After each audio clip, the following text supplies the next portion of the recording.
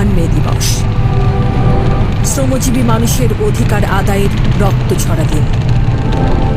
1886 সালের এই দিনে 12 ঘন্টা কাজের পরিবর্তে 8 ঘন্টার দাবিতে যুক্তরাষ্ট্রের শিকাগো শহরের হে মার্কেটের শ্রমিকরা রাস্তায় নামলে তাদের ওপর গুলি চলে। এতে নিহত হন তরতাজা 11 জন শ্রমিক। তাদের জীবনদানের মধ্য দিয়ে পরবর্তীকালে যুক্তরাষ্ট্রসহ গোটা বিশ্বে 8 ঘন্টা শ্রমের দাবি মেনে নেওয়া হয়। সেই থেকে বিশ্বের শ্রমজীবী মানুষের অধিকার আদায়ের প্রতীক হিসেবে 1 মে আন্তর্জাতিক শ্রমিক দিবস হিসেবে পালিত হয়ে